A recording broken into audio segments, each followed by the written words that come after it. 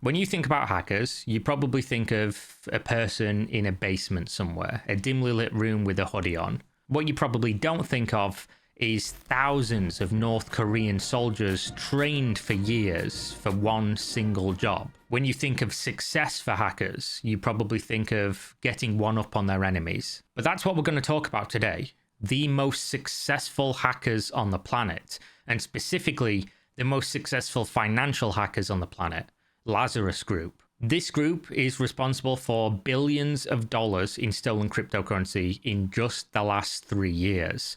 They are the boogeyman of the blockchain. If a hack happens, people immediately ask, was it Lazarus? If the hack is big enough, it probably was.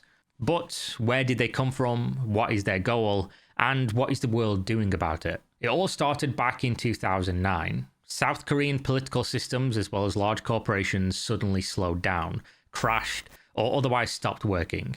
This was Lazarus, a North Korean nation-state hacker organization created with the sole purpose to wage digital warfare against North Korea's enemies, specifically their neighbors to the south and the United States of America.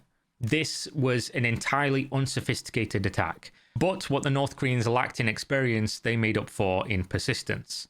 The next 3 years were evidence of this, with intermittent attacks on South Korean infrastructure of varying success and severity. The world, of course, was mostly oblivious to this new threat. That is until 2014, which brought their actions to the mainstream Western media attention. A group calling themselves the Guardians of Peace infiltrated Sony's servers, accessing a treasure trove of information about the company, unreleased products and movies, personal identification of over 4,000 employees, and more. These attacks, as well as much malware discovered online over these years, were completely motivated by chaos. But things really started to change in 2016 with their most successful attack up until this point, the Bangladesh bank heist. This heist led to around $1 billion being stolen from illegal SWIFT network transactions from the Federal Reserve Bank of New York.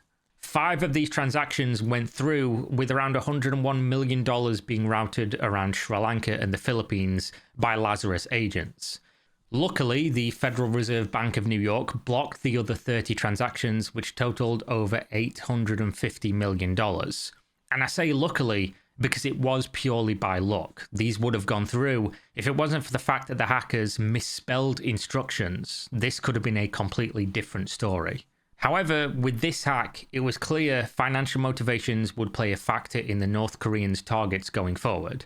This was confirmed with the 2017 WannaCry ransomware attack, which lasted for just over 7 hours and impacted over 200,000 computers across 150 different countries.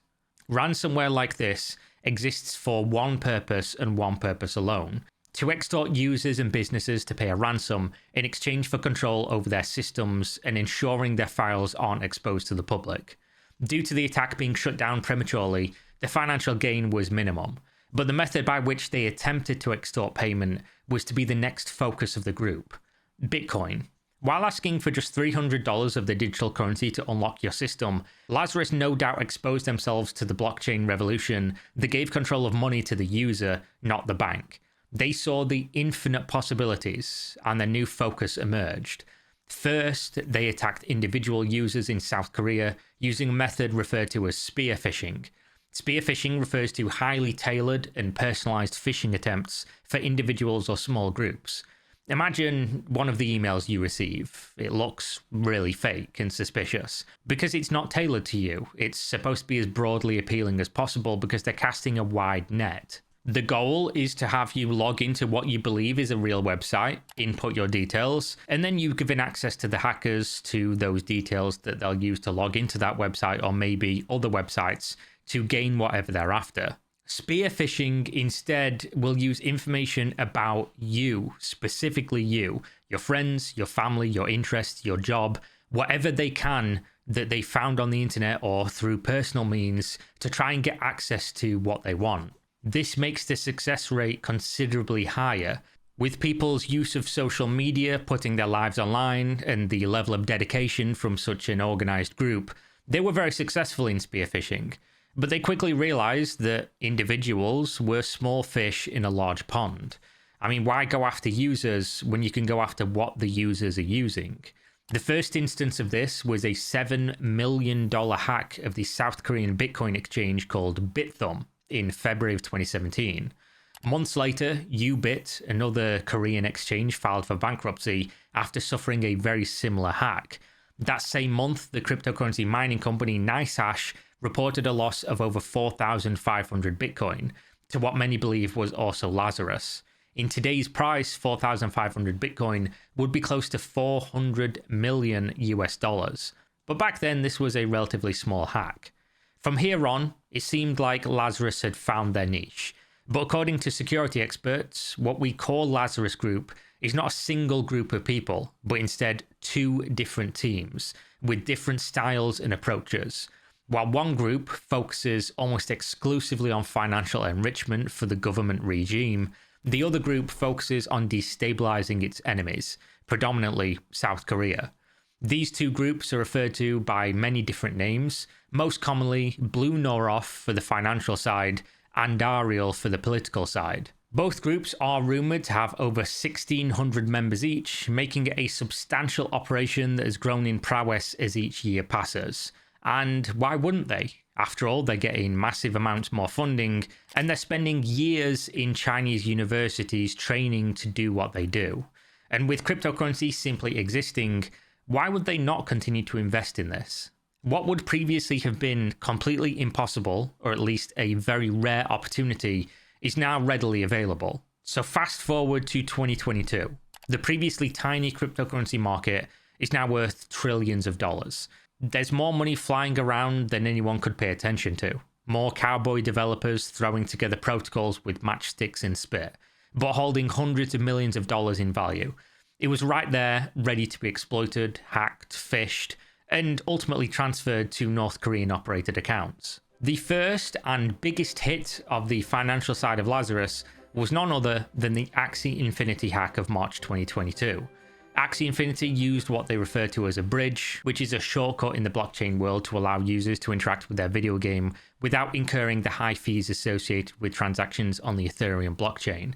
A bridge would basically allow users to deposit their Ethereum, receive a representative token, spend that on the video game, and then transfer whatever they had back to the bridge to receive the normal Ethereum token once they were finished.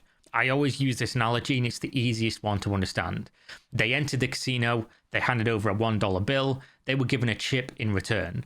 They could spend that within the casino, except in this example, when users went back to the casino to cash out their dollar, they discovered that Lazarus had emptied the vault. All $620 million of user funds were gone in an instant. An absolute insane sum of money, but one that the cryptocurrency world managed to shrug off within days, with the token price associated with Axie Infinity's game barely moving as a result. But just a few months later, Lazarus was back at it again with another bridge hack, this time stealing over $100 million from Harmony's Horizon bridge. Just think of how insane these numbers were. Massive, massive hacks, exploiting vulnerabilities that would not exist in any legitimate or scrutinized financial institution. But as you're about to see, not only did these exist, but they were everywhere. Security researchers found that in the year of 2023, over $300 million of losses linked to hacking incidents traced back to Lazarus Group, which means from 2022 to 2023, Lazarus had stolen over $1 billion in cryptocurrency. That doesn't even account for the June 2023 hack of $100 million from Atomic Wallet or the $41 million hacked from cryptocurrency gambling platform Stake.com. And despite them being a known culprit for so many years of financial theft, 2024 is no different, with Indian cryptocurrency exchange WazirX losing almost $250 million to the North Korean cybercrime organization. The opportunities afforded to Lazarus Group are almost exclusively due to the rise of cryptocurrency, and their operation has shifted drastically to focus on these opportunities, which makes you ask, what has the world done in response? Well, OFAC placed the group on the specially designated nationals and blocked persons list, which contains tens of thousands of individuals and entities that the United States deem a threat to national security or foreign policy. as well as the US federal government issued indictments for individual North Korean citizens who have been discovered to be part of these hacker groups. So aside from trying to freeze the money, follow where it goes, and maybe try to catch some people if they leave the country, which they're not going to, nothing really happens. Just like the many hacker groups in Russia who target the world's citizens with impunity, safe within their own borders, they're simply out of reach of repercussions, especially when acting on behalf of their government. With that being the case, Lazarus has not only rose to prominence with insane riches and an infinitely growing list of targets, but will likely continue to do so. With cryptocurrency growing even as we speak, reaching all-time highs for price and adoption, there doesn't appear to be anything that can stop them.